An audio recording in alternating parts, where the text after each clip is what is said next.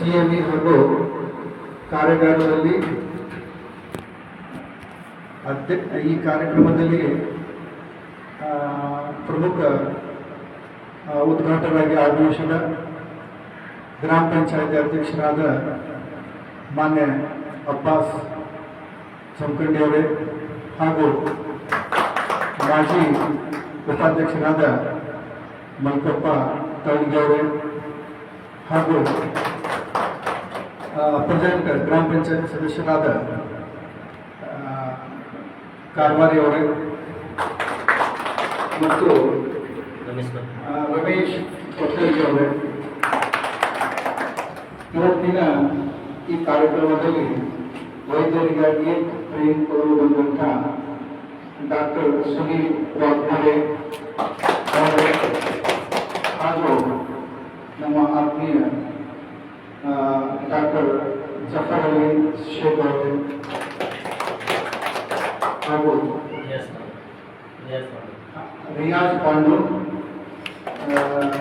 ಜಯ ಕರ್ನಾಟಕ ಸಂಘಟನೆಯ ಜಿಲ್ಲಾ ಉಪಾಧ್ಯಕ್ಷರು ಹಾಗೂ ಮಾಜಿ ಸದಸ್ಯರಾದ ಖಾಜು ಪಾಂಡು ಅವರೇ ಹಾಗೂ ಈ ಕಾರ್ಯಾಗಾರಕ್ಕೆ ಆಗಮಿಸಿದ ಗ್ರಾಮೀಣ ಪ್ರದೇಶದಲ್ಲಿ ತನ್ನ ವೈದ್ಯಕೀಯ ವೃತ್ತಿ ನಡೆಸುತ್ತಿರುವ ನನ್ನ ಆತ್ಮೀಯ ವೈದ್ಯ ಬಂಧುಗಳೇ,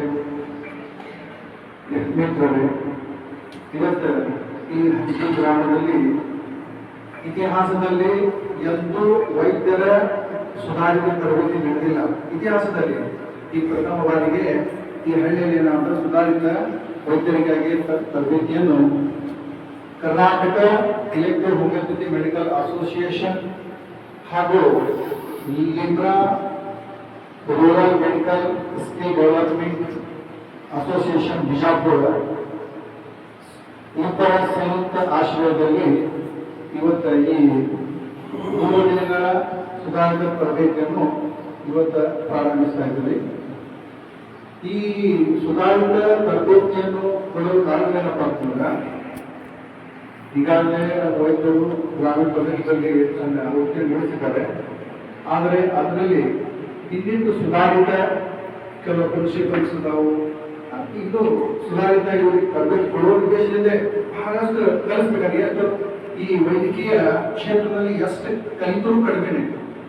ಹೀಗಾಗಿ ಸುಧಾರಿತ ತರಬೇತಿಯಿಂದ ಗ್ರಾಮೀಣ ಪ್ರದೇಶದಲ್ಲಿ ಇವರಿಗೆ ಏನದ ಟ್ರೀಟ್ಮೆಂಟ್ ಮಾಡಲು ಸ್ವಲ್ಪ ಅನುಕೂಲ ಆಗ್ತದ. ಎಲ್ಲ ಪ್ರತಿಯೊಂದು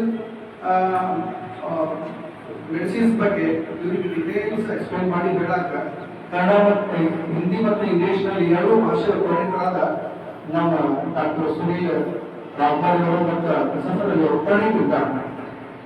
ನಮ್ಮ ರಾಜ್ಯಾದ್ಯಂತ ಅಲ್ಲ, ರಾಷ್ಟ್ರಾದ್ಯಂತ ಎಲೆಕ್ಟ್ರೋ ಹೋಮಿಯೋಪತಿ ವೈದ್ಯರಲ್ಲಿ ಇವರಿಬ್ಬರು ಕಾಣ್ಕೊಳ್ತಾರೆ. ರಾಷ್ಟ್ರ ಮಟ್ಟದ ಯಾವುದೇ ಟ್ರೈನಿಂಗ್ ಇತ್ತು, ಯಾವುದೇ ಕಾನ್ಫರೆನ್ಸ್ ಇತ್ತು ಎಲೆಕ್ಟ್ರೋ ಹೋಮಿಯೋಪತಿ ಅಂದ್ರೆ ಅಲ್ಲಿ ನಮ್ಮ ಸುನೀಲ್ ರಾಮ್ಪಾಲ್ ಅವರು ಮತ್ತು ಸಫರ್ ಇದ್ದೇ ಇರ್ತಾರೆ. ಹೀಗಾಗಿ ಪರಿಣಿತ ವೈದ್ಯರನ್ನು ಕಳಿಸಿ ನಮ್ಮ ಗ್ರಾಮೀಣ ಪ್ರದೇಶದ ವೈದ್ಯರಿಗೆ ನಾವು ಟ್ರೈನಿಂಗ್ ಕೊಡಾಕತ್ತಂದ್ರೆ ಇದು ನಮ್ದು ಹೆಮ್ಮೆಯ ವಿಷಯ. ಯಾಕಂದ್ರೆ ಪ್ರಥಮ ಬಾರಿಗೆ ನಮ್ಮ ಹಳ್ಳಿಗೂ ಟ್ರೈನಿಂಗ್ ಕೊಡಕತ್ತು ಹಳ್ಳಿಯಲ್ಲಿ. ಇದು ಟ್ರೈನಿಂಗ್ ಹೇಗೆ ಕೊಡ್ಬೇಕಪ್ಪ ಅಂದ್ರೆ ಕ್ಯಾಪಿಟಲ್ ಸಿಟಿನಾಗ ಕೊಡ್ಬೇಕಿಲ್ಲ, ನಗರ ಪಟ್ಟಣದಲ್ಲಿ ಕೊಡ್ಬೇಕು.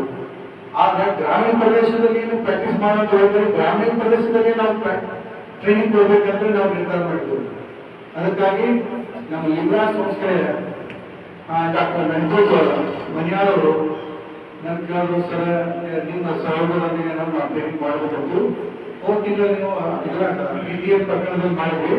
ಈ ಸಲ ನಿಮ್ಮೂರಲ್ಲಿ ಮಾಡೋಣ, ನಾನು ಸಪೋರ್ಟ್ ಮಾಡ್ತೀನಿ. ನಮ್ಮಲ್ಲಿ ಏನದ ಸುಮಾರು 1250 ವೈದ್ಯರನ್ನ ನನ್ನ ಅಸೋಸಿಯೇಷನ್ ಇದ್ದಾರೆ. ನಾವು ನಿಮ್ಮನ್ನ ಸಪೋರ್ಟ್ ಕೊಡ್ತೀವಿ, ನಮ್ಗೆ ಸಪೋರ್ಟ್ ಮಾಡಿ ಅಂತಂದ್ರು.